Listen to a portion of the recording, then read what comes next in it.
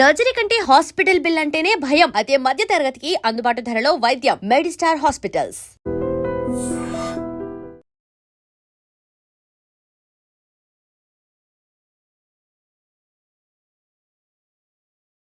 మనతో పాటు ఉన్నారు కాంగ్రెస్ సీనియర్ లీడర్ చంద్రశేఖర్ రెడ్డి గారు. ఒకసారి మాట్లాడదాం. చాలా ఇష్యూస్ ఉన్నాయి రాష్ట్రంలో, ఒకసారి మాట్లాడే ప్రయత్నం చేద్దాం. సార్ నమస్తే.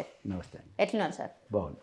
మీరు సార్ రాష్ట్రంలో అసలు చాలా అంటే చాలా ఇష్యూస్. ఒకటేమో కవిత గారేమో పాదయాత్ర చేస్తున్నారు, జిహెచ్ఎంసీ విస్తరణ జరిగింది.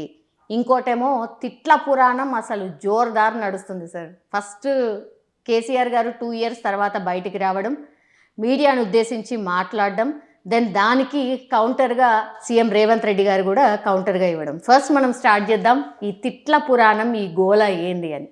సార్ 2 years తర్వాత కేసీఆర్ గారు మీడియాతోని మాట్లాడడం after a very long time. ఏం మాట్లాడతారు ఏంది అనేది కూడా బాగానే ఇంట్రెస్ట్ క్రియేట్ అయింది. మీరు చూసిరా సార్ మీడియా సమావేశం?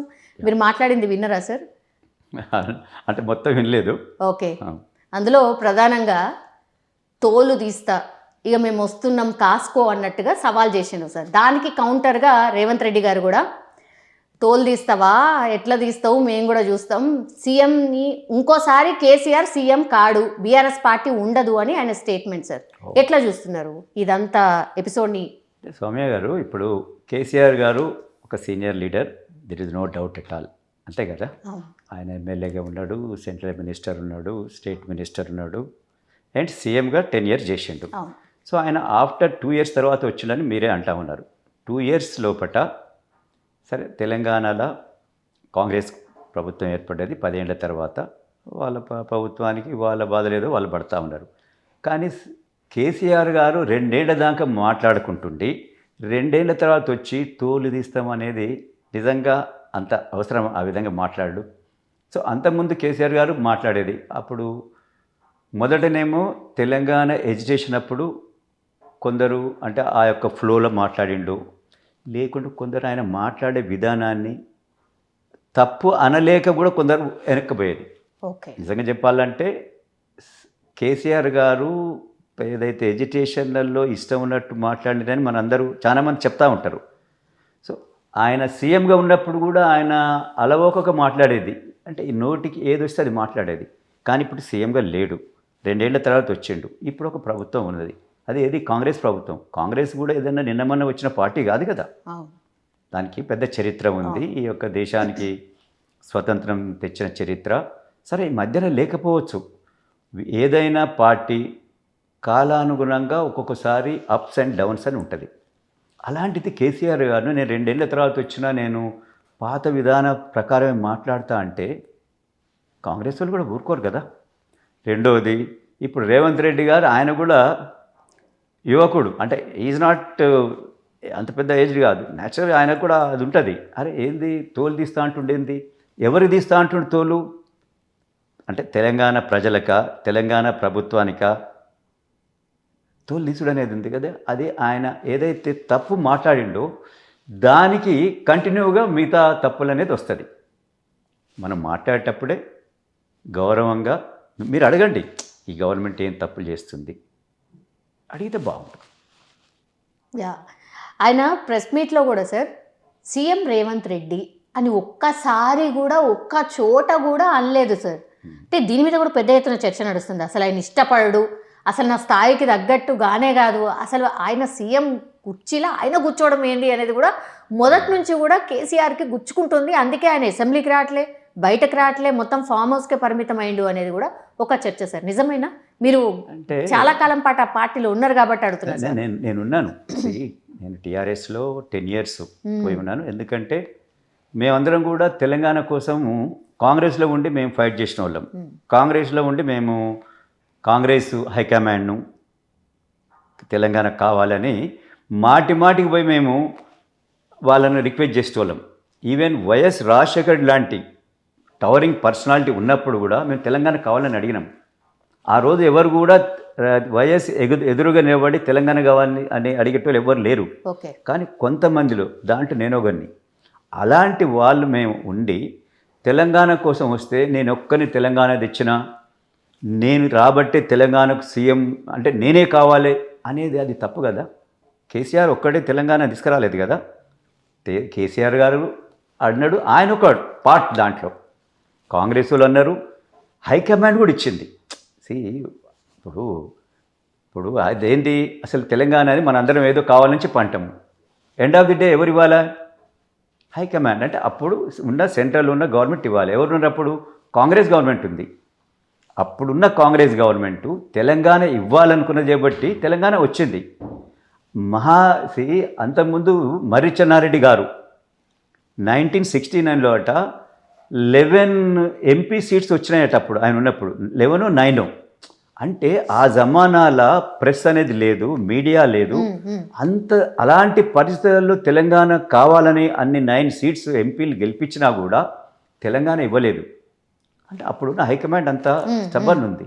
ఇప్పుడున్న కాంగ్రెస్ సోనియా గాంధీ గారు ఓకే బై ఇంతమంది అడుగుతూ ఉన్నారు, కాంగ్రెస్ వాళ్ళు కూడా అడుగుతూ ఉన్నారు. మేము ఎవ్రీ మంత్ పోయి హైకమాండ్లో ఉన్న ప్రతి ఒక్కరిని కలిసేటోళ్ళం. ఈవెన్ మీకు చెప్తా ఉన్నాను సౌమ్య గారు, నేను మిగతా అప్పుడు చిన్నారెడ్డి గారు అని పేరు విన్నారు కదా మీరు. చిన్నారెడ్డి గారు కాంగ్రెస్ ఫోరం ఫర్ తెలంగాణ అని పెట్టి ఆయన ఎవ్రీ మంత్ పోయి ప్రతి ఒక్క సెంట్రల్ గవర్నమెంట్ మినిస్టర్ని కలిసేటోళ్ళం మేము. ప్రణబ్ ముఖర్జీ గారిని, ఇంకా హోమ్ మినిస్టర్ గారిని, సోనియా గాంధీ గారిని కలిసాం మేము. నేను కూడా దాంట్లో ఉన్నాను. ఆ రోజు నిజంగా నాకు బాగా గుర్తుకుంది. సోనియా గాంధీ గారు మేము నలుగురం పోయాము, మమ్మల్ని కూర్చోబెట్టి కాఫీ, నేను అనుకుంటే ఎవరైనా తాగిపించింది తాగిపోయి ఇంతవరకు మాకు కూర్చోబెట్టి కాఫీ తాగిపించింది. మీరు అడగండి చిన్నారెడ్డి గారిని అడగండి, తాగిపించి ఏంటి తెలంగాణ ఇంతమంది అంటే, మేడం తెలంగాణ అనేది కావాలా, 69లో ఇంతమంది చనిపోయినరు, అప్పుడున్న పరిస్థితుల ప్రకారం ఇందిరాగాంధీ గారు ఇవ్వలేదు, కానీ తెలంగాణ ఇవ్వాలి మేడం. ఎందుకంటే తెలంగాణ ప్రజలకు పొలిటికల్గా ఎకనామికల్గా ఎంతో నష్టం జరుగుతుంది. బికాజ్ ఆఫ్ ఆంధ్ర వాళ్ళు ఆల్రెడీ అహెడ్ ఉన్నారు, వాళ్ళు అన్నిట్లలో ఎడ్యుకేషన్లో మనీ వైజ్ వీళ్ళని సపరేట్ చేస్తుందని చెప్పి మేము చెప్పినాము. అది చెప్పినాకనే మేము చెప్పి తర్వాత ఒకసారి ఆమె ఇక్కడ మన హైదరాబాద్కి వచ్చింది. రాజ్భవన్లో తెలంగాణ కావాలని చెప్పి మేమే మెమోరండం ఇచ్చాము. వైఎస్ రాజశేఖర్ గారు కూడా ఉన్నారు అప్పుడు, కానీ ఆయన తెలియదు మేము ఏం మెమోరండం ఇస్తున్నామను. రియల్గా మీరు అడగండి ఎవరినైనా, అది సీనియర్ లీడర్లను. అలాంటి దాన్ని ఆమె ఎండార్జ్ చేసి తెలంగాణకు ప్రణబ్ ముఖర్జీ గారిని దీని గురించి ఆలోచన చేయమన్నది. ఆయన పెట్టి పెట్టి పెట్టి అది లోపల దాచిపెట్టి ఆయన 2000 సెకండ్ టర్మ్లో వైఎస్ రాజశేఖర్ గారు పోయిన తర్వాత, ఆయన చనిపోయిన తర్వాత దాన్ని బయటికి తీశారు. కానీ దీనివల్ల ఏంటి, ఏదైతే మర్రి చెన్నారెడ్డి గారు అంత చేసినా కూడా రాలేదు. సరే, దాన్ని తెలంగాణ అనేది సెంటిమెంట్ అనేది ప్రజలలో ఉంది, యూత్లో ఉంది. ఉన్నదాన్ని కేసీఆర్ గారు దాన్ని మళ్ళీ తీసుకొచ్చాడు సెకండ్ టైం. తీసుకొచ్చిన దానికి కాంగ్రెస్ కూడా ఎస్ అన్నది, బీజేపీ కూడా ఎస్ అన్నది, తెలంగాణ వచ్చింది. కానీ మాటి మాటికి ఆయన ఏంది, తెలంగాణ అంటే నేనే తెలంగాణ అంటే నేనే, అది తప్పు కదా. అందుకని ఆయన సీఎంగా 10 ఏళ్ళుండి నేనే ఈ తెలంగాణ తెచ్చి చేయబట్టి నేనే పర్మనెంట్ ఉంటా, నిజామే పర్మనెంట్ లేడు కదా, నిజాం లేడు కదా. మరి నిజాం లాంటోడే తెలంగాణ పర్మనెంట్ లేనప్పుడు ఇది ప్రజాస్వామ్యంలో నీవైతే ఇంకోవైతే ఎవరైనా కావచ్చు. కానీ రేవంత్ రెడ్డి గారు కూడా అంటున్నారు కదా, మిమ్మల్ని కానియా అసలు కుర్చీ ఎక్కనియా, నేనే ఉంటా, నెక్స్ట్ టర్మ్ కూడా నేనే ఉంటా అని రేవంత్ రెడ్డి గారు కూడా చెప్తున్నారు. మరి ఆయన ఫ్లోలో ఏమో అనడం, కానీ ప్రజాస్వామ్యంలో నేను అనేది ఎక్కడ ఉండదండి. ఎప్పుడైనా 100% మార్పు అనేది జరుగుతుంది. ఒక్కొక్కసారి మంచి చేసినా జరుగుతుంది, ఒకసారి మంచి చేయకుండా జరుగుతుంటుంది. మంచి చేసినా కూడా పర్మనెంట్ ఉండాలని ఏం లేదు. కాబట్టి ఇక్కడ నేనే ఉంటా అనేది అది తప్పు. కేసీఆర్ గారు ఏమనుకున్నాడు, నేనే ఎప్పటికి ఉంటా అనుకున్నాడు. అసలు మీరు ప్రగతి భవన్ ఎవరైనా చూశారా? మీరు ఎప్పుడైనా పోయారా? మీరు ఇంటర్వ్యూ చేశారా? లోపలికి వెళ్ళో లేకుండా అచ్చా, ప్రగతి భవన్కే పోలేదు, ఆయన ఇంట్లోకి అసలే పోలేదు, ఆయన ఇల్లే పక్కకుంది. రియల్గా నాలాంటి కూడా ప్రగతి భవన్ పక్కకు సీఎం రెసిడెన్స్ ఉంటుంది, నాకు కూడా తెలియదు అప్పటికి. నేను ప్రగతి భవన్ రెసిడెన్సే ప్రగతి భవన్ అనుకుంటున్నా, కానీ పక్కకు ప్రగతి భవన్ ఎంత ఉందో అంత పెద్ద రెసిడెన్స్ ఉంది. కంటే నువ్వు 10 ఏళ్ళుండి ప్రగతి భవన్ ఎవరిని తెలియదు, నీ రెసిడెన్స్ ఎవరిని తెలియదు, నీ పార్టీ వాళ్ళకి తెలియదు, బయట వాళ్ళు తెలియదు, ప్రజలకు ఓన్లీ నీకు దగ్గరుండి ఒక 10 మంది, వాళ్ళు ఏం పని చేస్తారో తెలియదు, వాళ్ళకున్న స్టేటస్ ఏందో తెలియదు, వాళ్ళకే తెలుసు. సో అలాంటి ప్రగతి భవన్లో నేను పర్మనెంట్ ఉంటా అనుకున్నాడు. కానీ ఇది ప్రజాస్వామ్యంలో జరగదు. కాబట్టి ఆయన ఇంకా అదే మనసులో పెట్టుకొని దాంట్లోనే ఉండి నేను 10 ఏళ్ళు సీఎంను, ఇంకా నేను నాది ఎటో పోయింది నా కుర్చీ, ఎవరు వేసుకపోయినరా, ప్రజలు ఓట్లేస్తే మార్పు వచ్చింది. 3 కోట్ల ప్రజలు నిన్ను వద్దని పక్కకు పెడితే మార్పు వస్తే కాంగ్రెస్ వచ్చింది. కాంగ్రెస్ హైకమాండ్ రేవంత్ రెడ్డి గారిని సీఎం అన్నాడు, ఆయన సీఎం అయిండు. కాంగ్రెస్ చెప్పిన వాళ్ళు సీఎం అవుతారు, కానీ నీ దాంట్లో నీవే సీఎం. నీవేమో వేరే వాళ్ళకి చెప్తావా సీఎం కావాలని? కేసీఆర్ చెప్పాడు కదా. సో ఇప్పుడు ఎక్కడొచ్చింది ఇదంతా? కేసీఆర్ గారు నేనే తెలంగాణ తెచ్చిన, నువ్వు అది వదిలిపెట్టాలి, మన అందరం కలిసి తెచ్చినామని చెప్తే అది బాగుంటుంది. మాలాంటి వాళ్ళకి చాలా బాధ అవుతుంది. నేనే తెచ్చిన అంటాడు ఏంది? ఈయన ఏమన్నా చెంగిస్ ఖానా? ఓకే, ప్రపంచాన్ని వెళ్ళిండి అంటారు కదా. కావు కదా, నీవు మన అందరం కలిసి తెచ్చినావు, నీవు దానికి ముందర ఉన్నావు, మేము యాక్సెప్ట్ చేసినాం. అది కాబట్టి కేసీఆర్ గారు ఆయనకి ఇంకా ఆ మనసులో అదే ఉండి ఆయన 2 ఏళ్ళ తర్వాత వచ్చేమన్నాడు, నేను తోలు తీస్తా అన్నాడు. దానికి వేరే వాళ్ళు అయితేనేమో గమ్ములు ఊరుకుంటేను, రేవంత్ రెడ్డి ఊరుకోడు కదా. కేసీఆర్ కౌంటర్లు కూడా భయంకరంగా ఉన్నాయి సార్. నిన్ను మా మటన్ కొట్టు దగ్గర వెళ్ళి నీకు అక్కడ తోలు తీసేది, ఆ జాబ్ ఇప్పిస్తా, ఇట్లాంటివి కూడా అన్నారు సార్. అదే అందుకని ఇదంతా తప్పు. కేసీఆర్ గారు అలాంటిది మొదలుపెట్టొద్దు, సీఎం గారు కూడా ఈ విధంగా మాట్లాడొద్దు. ఎందుకంటే సరే ఆయన అన్నాడు, ఆయన సీఎంగా ఉండి 10 ఏళ్ళు అనే మాటలు కాదని చెప్పానంటే ఇంక బాగుండేమో. కానీ మనం రేవంత్ రెడ్డి గారు అంటే ఎప్పుడైనా చూడరి, ఈరోజు నిజంగా మార్పు ఎట్లొచ్చింది? కేసీఆర్ గారు ఇష్టం ఉన్నట్టు మాట్లాడేది 10 ఏళ్ళు, ఆయనకు ఎదురుగా మాట్లాడేటోడు ఎవరు కనపలేదు. రేవంత్ రెడ్డి మాట్లాడి చేయబట్టే ఈరోజు గవర్నమెంట్ మారిందని ప్రజలు అనుకుంటున్నారు. నిజంగా కూడా ప్రజలు ఏమనుకునేదంటే, అబ్బా కేసీఆర్ తోటి ఎవరు తట్టుకుంటారు, కేసీఆర్ మాటలకు ఎవరు తట్టుకుంటారు అనుకునేది. కానీ నిజంగా కూడా ఎవరు మాట్లాడకపోయేది అంతకుముందు. రేవంత్ రెడ్డి గారు వచ్చినాకనే పిసిసి ప్రెసిడెంట్గా ఆయన సరైన సమాధానం అంటే ఆయన దాన్ని ఏదో అంటారు కదా, ఈట్ సే ఈట్ పత్తర్ సే పత్తర్ అని చెప్పి అంటారు కదా, ఆ విధంగా ఆయన జవాబు ఇచ్చిండు. అది ఇచ్చినందుకే ప్రజలు కూడా అరే ఈయన కరెక్ట్ ఉన్నాడని చెప్పి కాంగ్రెస్గా చూసిండేమని నేను అనుకుంటా. ఓకే, అది కూడా one of the reason. Reason కాబట్టి ఇప్పటికైనా ముందు బీఆర్ఎస్ పార్టీ కావచ్చు, అది కాంగ్రెస్ పార్టీ కావచ్చు, లీడర్లు సీనియర్ లీడర్లు ఆ విధంగా మాట్లాడి మిగతా వాళ్ళు కూడా దాన్ని అది కరెక్ట్ ఏమో అనే ఫీలింగ్ తీసుకురావద్దు. నిజంగా మాలాంటి వాళ్ళకి ఎంత బాధ అయిందంటే, ఒక ఎక్స్ సీఎం ప్రజెంట్ సీఎం ఈ విధంగా మాట్లాడుకోవచ్చా? కొందరు అంటారు మమ్మల్ని, మీరు శేఖర్ రెడ్డి గారు ఈ విధంగా మాట్లాడాలంటారు, అది తప్పు కదా. మీరు ఏదైనా మంచి దాని గురించి బాగా నోరు గట్టిగా చేసి మాట్లాడాలి, చెడు మాటల గురించి అంత గట్టిగా మాట్లాడే అవసరం లేదు.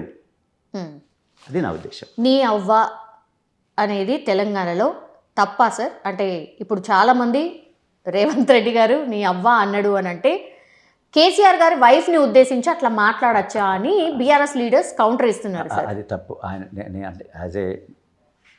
100% సీఎం గారు రేవంత్ రెడ్డి గారు ఆయన మెసేజ్ గురించి మాట్లాడలేదు. నీ అవ్వ అని జనరల్ అంటారు, అరే నీ అవ్వ అని అంటారు, ఓ నీ అమ్మ అని అంటారు, అంటే ఇది జనరల్గా అట్లా వస్తుంది. కానీ నీ అవ్వ అనేది అది తన మెసేజ్ గురించి మాట్లాడలేదు. అది 100% తప్పు. ఆ విధంగా దాన్ని మలిపి ఇంకా ఫర్దర్గా పల్సన్ చేసుకోవద్దు. ఓకే, అలాంటి వాటిని దానికి అన్వయించుకొని అది దానివల్ల ఏదో మైలేజ్ వస్తుందని చెప్పి అనుకుంటారు కదా, అది చాలా తప్పది. 100% నేను అనుకుంటా నీ అవ్వ అనేది భార్యకు రాదది. అయినా తెలంగాణలో వెరీ కామన్ గా అంటారు, ఓ నీ అమ్మ కూడా అంటారు. అవును, బూతు పదమా కాదు, అంటే బూత్ పదమే కాదు, అది జనరల్గా అంటారు. అది అంటే అనకూడదు. ఇప్పుడు అందరం చదువుకున్నాము, ఎందుకంటే చదువులేనప్పుడు మనం ఇష్టం ఉన్నట్టు మాట్లాడేది. చదువుకున్నాక ఒక పద్ధతిగా ప్రజలందరూ మెచ్చేటట్టు మాట్లాడుకోవాలి. మన ఊర్లో మనం ఏదో మాట్లాడతాం, కానీ ఇప్పుడు మీడియాలో ఎంతోమంది చదువుకున్న వాళ్ళు ఎంతో వేరే ఇప్పుడు మన ఆంధ్రాలో ఉన్నారు, తెలంగాణలో ఒకలే కాదు చూసేది. ఇది ఆంధ్రాలో ఉన్నది వాళ్ళకి ఇది భూత పదం అనిపిస్తుంది, కర్ణాటకలో తెలుగులో చూస్తారు అది భూత పదం అనిపిస్తుంది. కాబట్టి మాట్లాడేటప్పుడు కొంత మనము చూసుకొని బ్యాలెన్సింగ్గా మాట్లాడితే బాగుంటుంది. ఇట్ మేబీ జనరల్ ఫలం అంతకుముందు, కానీ ఈ రోజుకి ఇది కాదు. ఇప్పుడు మనం నీ అమ్మ నీ అవ్వ అట్లా అనం మనం కొద్దిగా మనం జాగ్రత్తగా మాట్లాడతాం. ఎస్పెషల్లీ మళ్ళీ ఇట్లాంటి టాప్ మోస్ట్ లీడర్స్ అయితే Yes, అసలే అసలే రావద్దు. ఏదైతే సీనియర్లు ఒక ఆయన ఎక్స్ సీఎం 10 ఏళ్ళు, ఒక ఆయన ఇప్పుడు now is governing this Telangana state. అవును. సో మీరిద్దరు ఆ విధంగా మాట్లాడితే మాలాంటి వాళ్ళం మేమేం మాట్లాడాలా, ఏమనాలి? మేము కూడా తప్పని చెప్పలేము ఎవరికి కూడా. నీవు మాట్లాడింది తప్పని చెప్పలేము, ఈయన మాట్లాడింది తప్పని చెప్పలేము.